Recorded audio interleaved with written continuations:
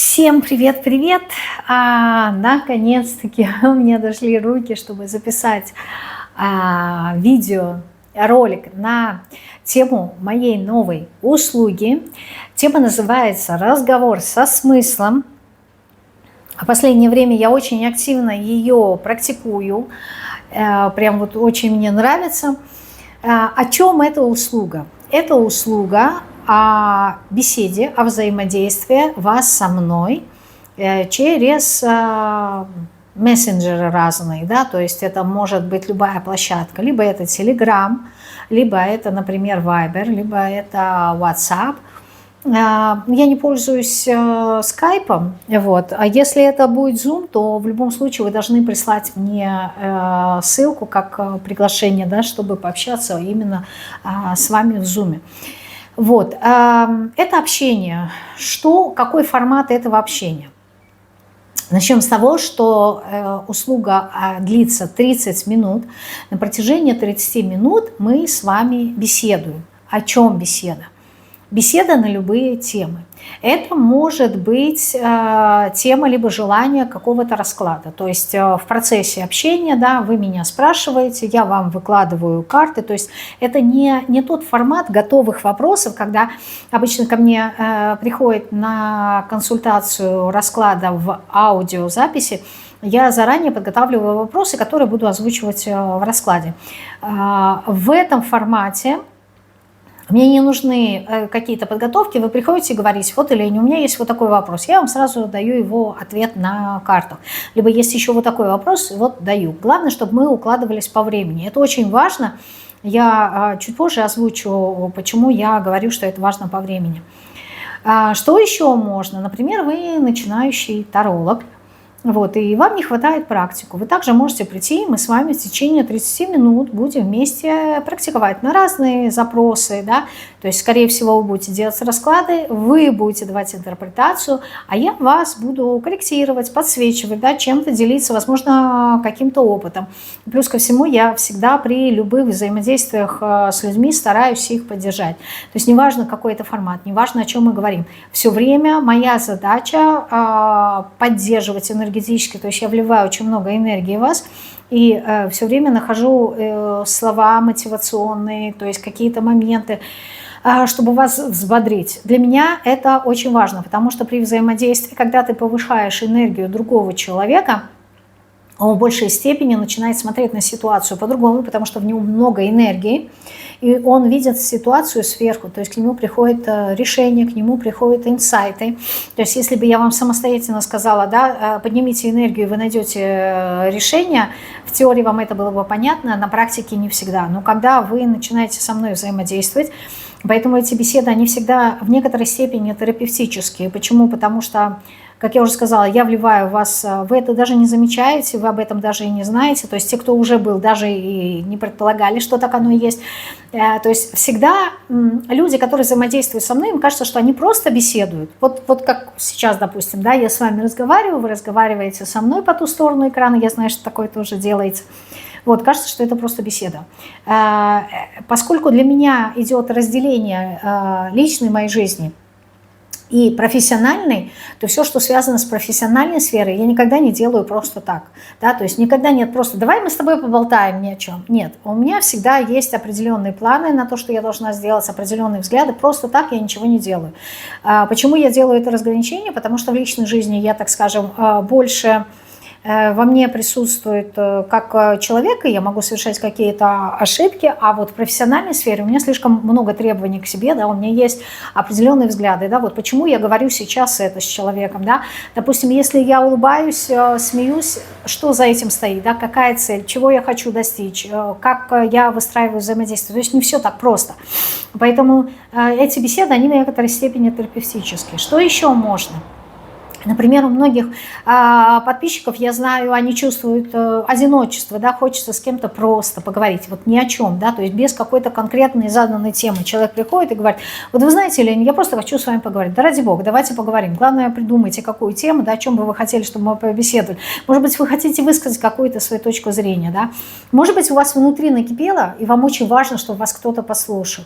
То есть, допустим, пойти к психологу на разовую встречу, возможно, это не вариант, вы стесняетесь, нет доверия, ну, разные моменты, может быть. А я у вас вызываю большего доверия, да, больше какое-то уважение. Вы можете прийти ко мне и рассказать, вот меня вот это вот беспокоит. Опять же таки, не с точки зрения найти какого-то решения, а вот просто поговорить, да, ну, бывает, как, например, подруги, да, между собой общаются. Опять же, это может быть не только тема какая-то болезненная, да, либо какие-то травмы, а это может быть «я влюбилась». И вот я не знаю, с кем поговорить, да, кому это рассказать. Можно я вам расскажу? Да ради бога. Есть моменты, когда люди со мной делятся в соцсетях. Я уже говорила про это неоднократно, когда люди пишут картины, люди пишут стихи, люди пишут песни. Им важно с кем-то поделиться, рассказать. Но в окружении нет таких людей, которые бы не то чтобы одобряли, а были готовы принять творчество, да. Там, я не знаю, шила красивое платье, хочу поделиться. Обычно мне это все делают, присылая в соцсети. Безусловно, я всегда отвечаю, я не оставляю без внимания, хотя бы лайк поставлю, но обязательно что-то сделаю. С другой стороны, это очень энергозатратно, когда, понимаете, человек вкладывает свои силы, да, чтобы со мной поделиться, да, чем-то, рассказать, полностью включиться в это я не могу, потому что, это забирает время, да, вы тоже должны понять, что одно дело, когда одному человеку просто ответишь, а другое дело, когда ты отвечаешь, человек опять же тебе начинает что-то писать, заводится диалог, на это уходит много времени. Вот как раз-таки один из форматов этой беседы, он направлен на это, да, хотите поделиться, ради бога, я с удовольствием и стихи ваши послушаю, и песни послушаю, и картины ваши посмотрю, и повосхищаюсь вместе с вами. Возможно, вы захотите в дальнейшем рассказать, как вы пришли к этому, да, что вам это дает. Ну, то есть живое такое общение. Вот, это тоже идет туда. Дальше, если есть какая-то проблема, и вы видите во мне, например, психолога, и хотели бы поделиться, рассказать, либо наоборот готовитесь пойти к психологу, и есть какая-то травма, но, возможно, вы не знаете, с чего начать, да, общение, например, с психологом. Приходите ко мне, мы с вами беседуем, я посвящу вам те моменты, с чего хорошо было бы начать, да, допустим, какие у вас есть сценарии, какие у вас есть убеждения, где есть какие-то уязвимые болезненные места. То есть, условно говоря, я подготавливаю вас к психологу, а потом идете и говорите, вот у меня есть вот эти сценарии, вот это, вот это, вот это. А дальше уже что вам скажет психолог, как вы будете работать.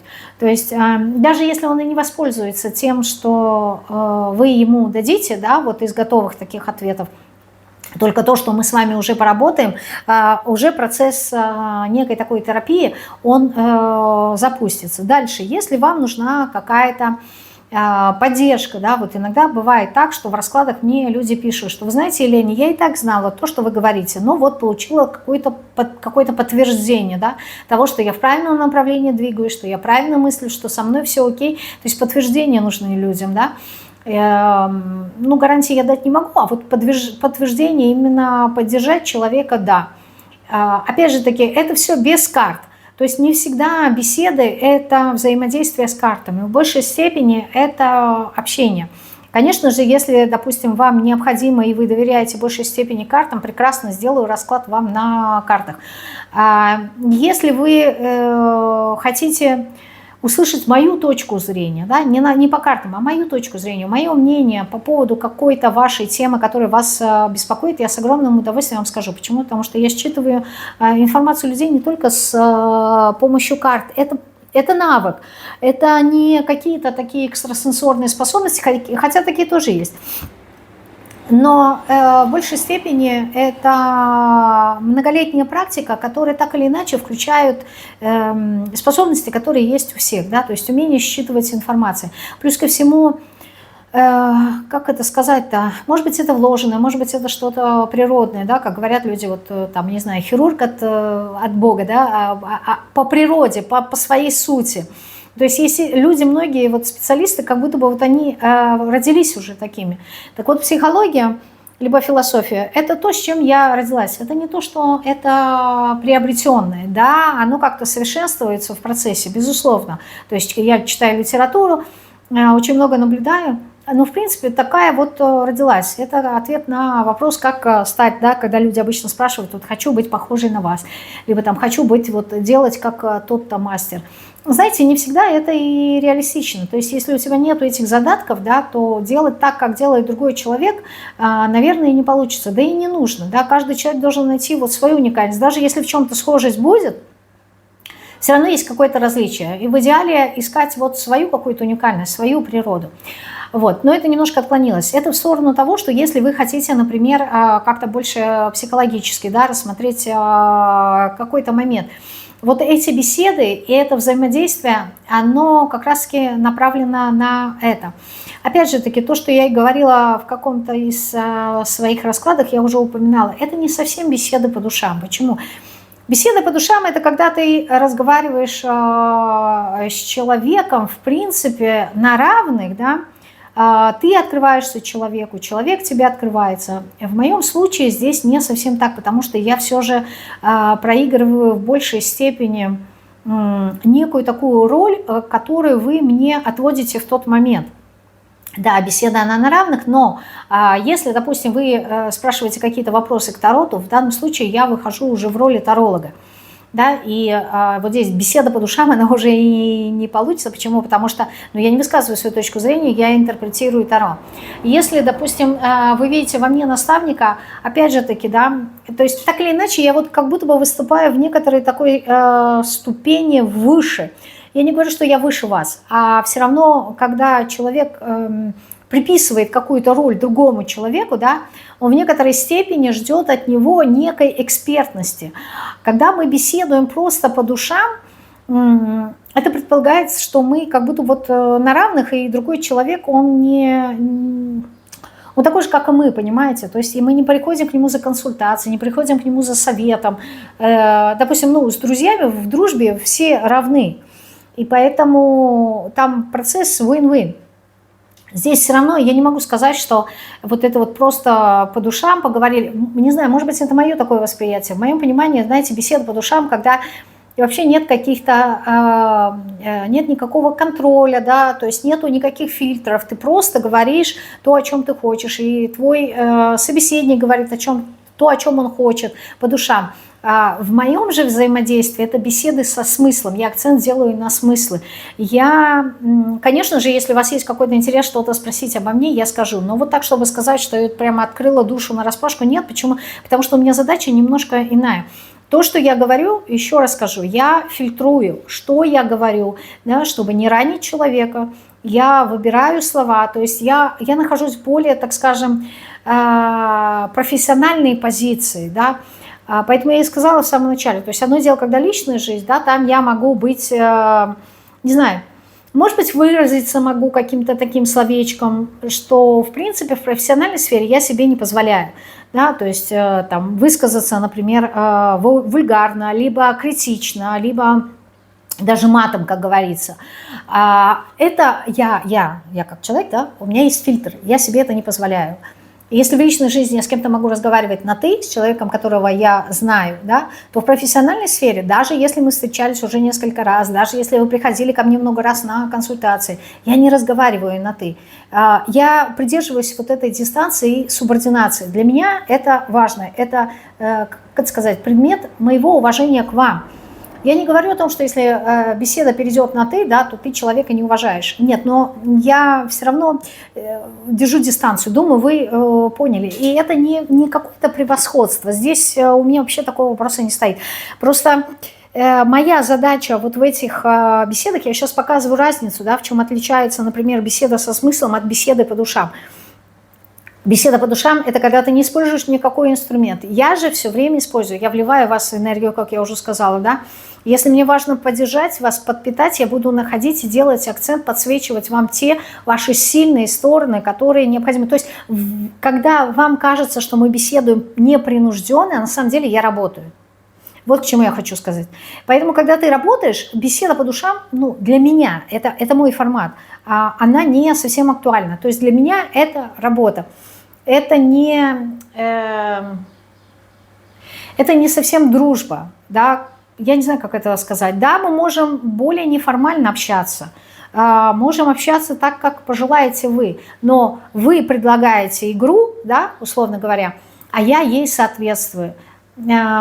Здесь больше акцент я бы сделала на доверие, не совсем на искренность. Я не говорю о том, что здесь есть ложь, но есть какие-то моменты, которые, мне кажется, люди сами должны понимать и отслеживать, что вот эта работа, поэтому вы и оплачиваете мне услугу, да, а есть какая-то, ну не знаю, какой-то другой формат беседы. Не знаю, может быть, я просто как логик, мне важно ставить разграничения и выстраивать правильно границы и обозначивать их. Для меня это важно. Почему? Потому что чтобы не было нарушений, чтобы при взаимодействии не было такого, что вот мы пообщались, да, услуга была оплачена, но вот есть такое ощущение, что опустошенность, где-то больше отдала энергию, где-то обмен произошел не на равных. Вот для меня это важно. И один из показателей того, чтобы все было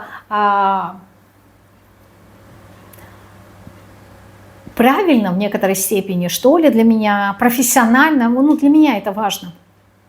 Я поэтому выстраиваю эти границы. Но возвращаясь опять же таки к услуге, если вдруг вам что-то непонятно, да, вы можете в комментариях написать: Елена, а вот с таким запросом можно? Я вам отвечу сразу в комментариях. Плюс ко всему я хочу попросить всех тех, кто уже был у меня на беседе со смыслом. Если вам не сложно, оставьте, пожалуйста, отзыв под этим роликом, чтобы люди понимали. Потому что у меня были уже беседы, где беседа была психологического формата, без карт, где была беседа чисто как расклад. Правда, опять же таки в диалоге, да, но сюжет был расклад. У меня была беседа, где были больше мотивационные какие-то моменты, магические, да, тоже вопросы, что, как, понимание. То есть были разного формата. Опять же, я не могу требовать, да, я прошу, если у вас есть время и у вас есть желание помочь другим людям, да, понять, о чем же эта услуга, потому что, не знаю, может быть, у меня есть все равно такое ощущение, что она будет не совсем понятна с первого раза людям. То есть пока человек не придет, он не сможет понять, в чем суть этой услуги. То есть в некоторой степени это как консультация может быть. Опять же, это может быть как расклад, как наставничество. Я могу проигрывать роль подруги, психолога, философа. Вот все, что вы захотите. Я не знаю, там жилетки, к примеру, да, поплакаться хочу. Либо какого-нибудь коуча мотивационного, да, которого надо поддержать другого человека, либо в некоторой степени даже психотерапевта, потому что на самом деле арсенал моих умений, он достаточно широкий, вот в рамках того, что я сказала. Я не говорю, что я все умею, но вот в рамках того, что я сказала. Вот, поэтому, если вы напишете отзыв, кто уже был, мне кажется, это будет полезно и другим. Конечно, у меня есть отзывы в Телеграме, если заново женщины захотят их написать, я буду признательна. Если нет, я просто скопирую и ставлю в комментариях, чтобы вам было понятно. Вот, ну, думаю, я объяснила все. По поводу времени, да, что я сказала. Есть такие варианты, вообще услуга 30-минутная.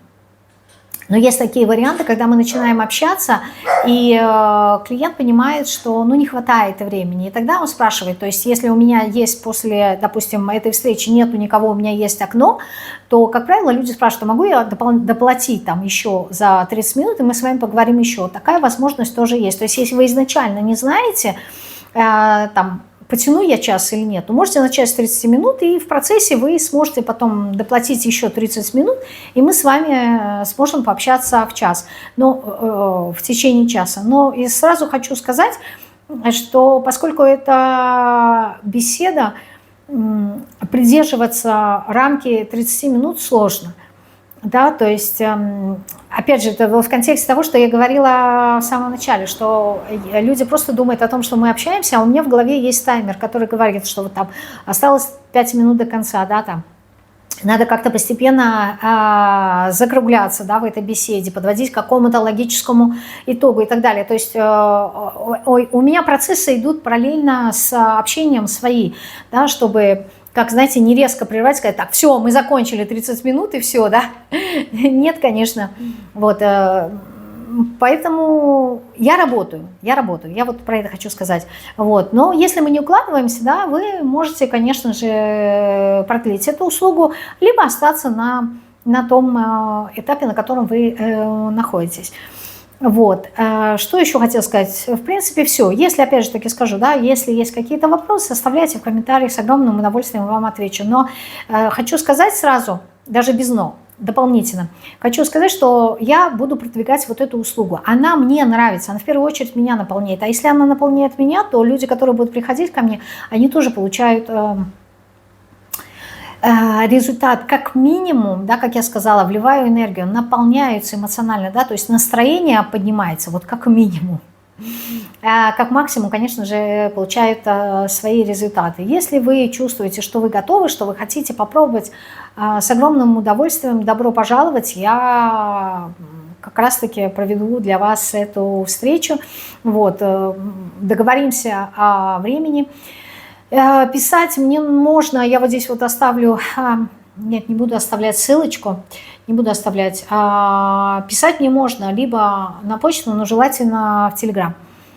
Мой Telegram вы всегда найдете на главной странице моего канала YouTube. В разделе «Сообщество». Переходите на главную страничку, нажимаете «Сообщество», там всегда есть анонс.